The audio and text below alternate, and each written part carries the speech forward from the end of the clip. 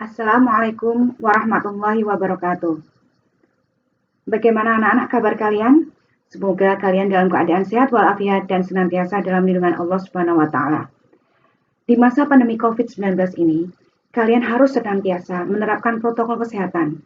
Jangan lupa memakai masker dan juga cuci tangan dengan menggunakan sabun setelah melaksanakan segala aktivitas. Anak-anak, meskipun pembelajaran kita menggunakan pembelajaran jarak jauh, tetapi kalian harus tetap semangat belajar untuk melaksanakan kegiatan pembelajaran. Baiklah, untuk pertemuan hari ini kita akan membahas tentang rangkaian listrik arus searah. Kompetensi dasarnya adalah menganalisis prinsip kerja peralatan listrik searah, berikut keselamatannya dalam kehidupan sehari-hari. Melakukan percobaan prinsip kerja rangkaian listrik searah dengan metode ilmiah, berikut presentasi hasil percobaan. Indikator pencapaian kompetensi yang harus kalian capai adalah 1. Menganalisis kuat arus listrik dan tegangan listrik. 2. Menganalisis hukum Ohm dan gejala kelistrikan. Kontrak penilaian pada pertemuan pertama adalah KBM kita adalah 70. Nilai pengetahuan berupa tes uji kompetensi 1. Nilai keterampilan berupa penilaian portofolio yaitu membaca ampermeter dan voltmeter. Sedangkan untuk penilaian sikap adalah kriterianya menunjukkan perilaku jujur, disiplin, tanggung jawab, dan komunikatif. Peta konsep yang akan kalian pelajari adalah rangkaian arus searah terdiri dari arus listrik, tegangan listrik, dan hambatan listrik, hingga muncul hubungan antara arus dan tegangan menghasilkan sebuah persamaan yang disebut dengan persamaan Ohm. Dalam kehidupan sehari-hari, tentu kalian sering menjumpai peralatan elektronika yang menggunakan arus searah atau DC, seperti laptop, gadget, ataupun HP. Kemudian, peralatan-peralatan lain yang ada di rumah tangga juga sering kalian jumpai menggunakan arus AC, seperti kipas angin, lampu, televisi, dan juga peralatan elektronika seperti peralatan masak.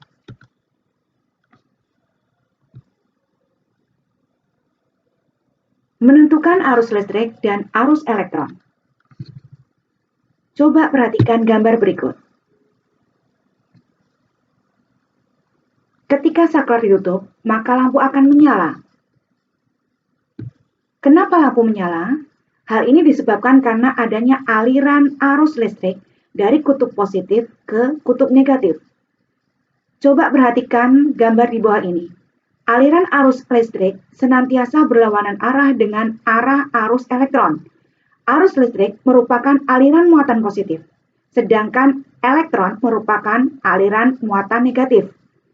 Aliran listrik mengalir dari potensial tinggi menuju ke potensial yang rendah, sedangkan elektron kebalikannya, dari potensial rendah menuju ke potensial yang tinggi.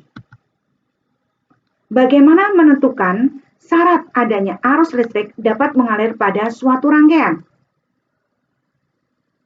Perhatikan rangkaian berikut. Mengapa pada rangkaian sebelah kiri atau rangkaian terbuka lampunya mati?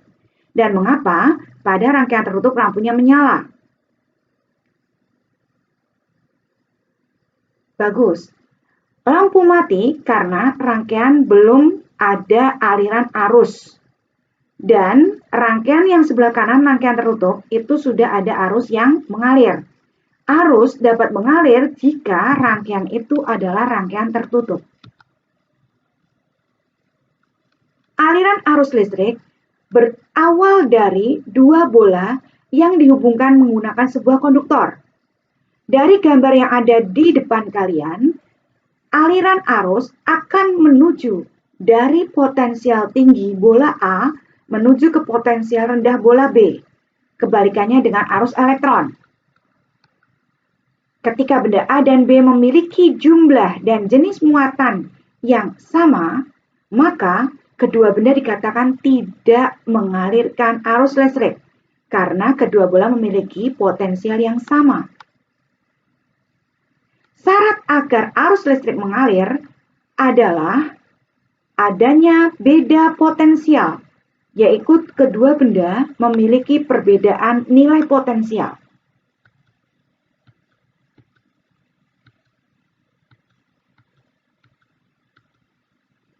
kuat arus listrik. Apa itu kuat arus listrik? Perhatikan gambar di depan. Ketika saklar dihubungkan dengan baterai, maka lampu akan menyala. Bagaimanakah besarnya jumlah elektron yang mengalir? Jumlah elektron yang mengalir dalam suatu penghantar merupakan muatan yang dihasilkan oleh suatu penghantar kawat tiap satuan waktu dikali dengan jumlahnya. Kuat arus listrik adalah banyaknya muatan yang mengalir pada penghantar tiap satuan waktu yang dirumuskan dengan I sama dengan Q per T. I adalah kuat arus listrik, Q adalah muatan listrik, dan T adalah waktu. Pada abad ke-18, Benjamin Franklin menyatakan bahwa aliran arus listrik itu adalah dari kutub positif ke kutub negatif. Tetapi pada abad ke-19, ternyata aliran arus itu selalu berlawanan dengan elektron, yaitu dari muatan negatif ke muatan positif. Arus listrik diukur dengan menggunakan alat yang disebut dengan ampermeter. Bagaimana cara membaca ampermeter? Cara membaca ampermeter adalah nilai yang ditunjuk oleh jarum dibagi dengan skala maksimum dikali dengan batas ukur. Jadi ketika Anda melihat di sini ada angka yang ditunjuk oleh jarum, di sini menunjukkan angka 34, dibagi dengan skala maksimum, maksimum yang dihasilkan adalah angka 100 dikali dengan batas ukur. Batas ukurnya adalah yang diberi kabel. Bagaimana dengan tegangan listrik?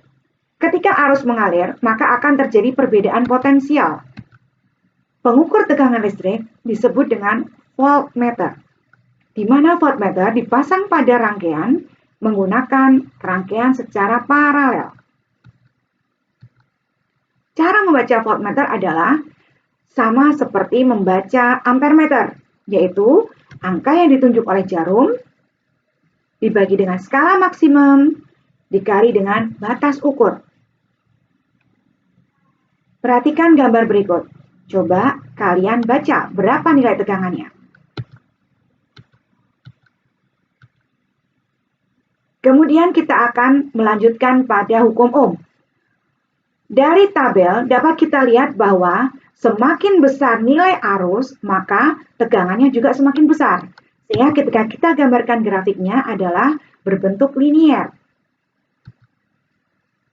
Dalam hal ini, kita bisa mengasumsikan bahwa besarnya tegangan sebanding dengan arus listrik. Sehingga, besaran yang menyatakan kesebandingan ini disebut dengan hambatan atau resistor. Dirumuskan V sama dengan I dikali dengan R, di mana V adalah tegangan atau beda potensial dengan satuan volt. I adalah kuat arus listrik dengan satuan ampere, dan R adalah hambatan, satuannya adalah ohm. Faktor apa saja yang mempengaruhi hambatan pada sebuah kawat? Yang pertama, jika luas dan jenis penampangnya sama, maka yang mempengaruhi adalah nilai hambatan kawatnya adalah panjang kawat. Semakin panjang sebuah kawat, kalau kita perhatikan gambar yang sebelah kanan, maka besar hambatannya semakin besar. Yang kedua, pengaruh jenis kawat terhadap hambatan kawat.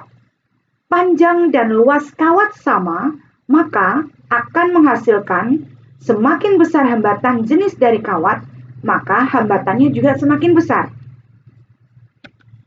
Yang ketiga, ketika kawat memiliki jenis yang sama tetapi luas penampangnya berbeda, maka semakin besar luas penampang kawat, otomatis hambatannya akan semakin kecil. Jadi, faktor yang mempengaruhi hambatan kawat ada 3. Panjang kawat atau L, luas penampang kawat atau A, dan hambat jenis kawat atau Rho.